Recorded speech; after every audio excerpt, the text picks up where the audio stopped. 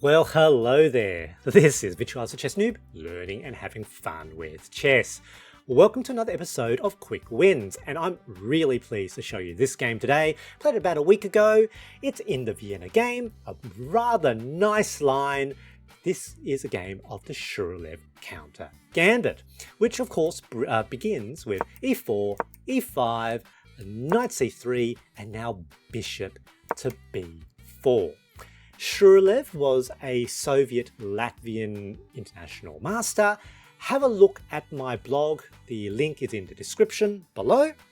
I cover a little bit about the history of this particular line, which is actually quite old. First known game in the 1850s by the OGs of the Vienna Game. Now, against the Zhuravlev, white has many options, but I think one of the best options is queen to g4.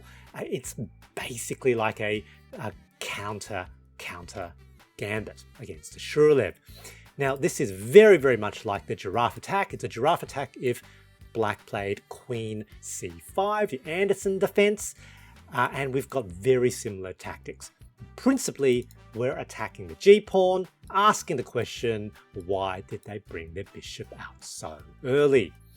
Now, in this position, black's best move is actually to give up the g-pawn. Knight out. After we take, rook can then go to g8. Queen is now forced to the edge of the board. White is slightly better. However, it's a difficult position for white to play, and black often will get a bit of a developmental advantage.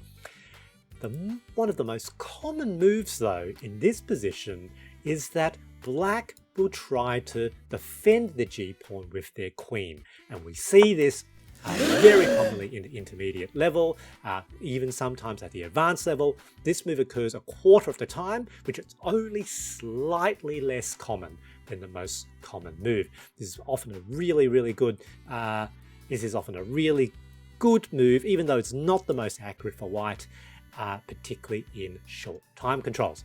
This potentially kind of makes sense for black because it almost looks like there could potentially be a scholar's mate here. It brings the queen out. Doesn't look like there's anything wrong.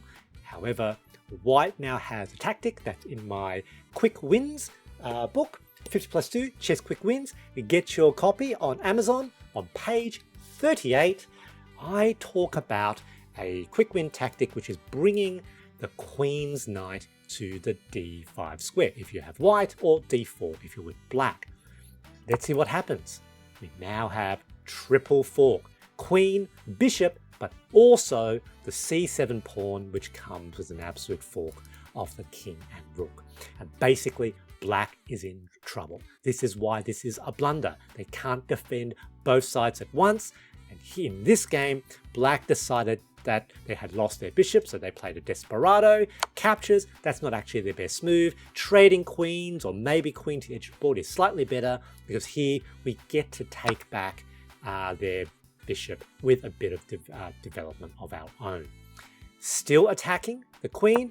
Queen moves here, trying to defend the c pawn. Fundamentally, can't defend both the c and g pawns simultaneously. In this position, the best move for white is just to take and then win that rook. However, I decided not to do that.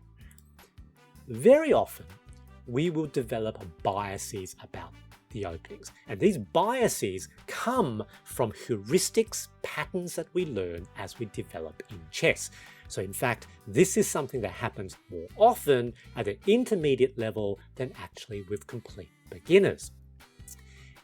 One of the things that we will automatically just understand and assume as part of our, often unstated pattern is that the queen's bishop in the opening is usually defended. It's usually never under threat because if the queen is next to the bishop, it defends.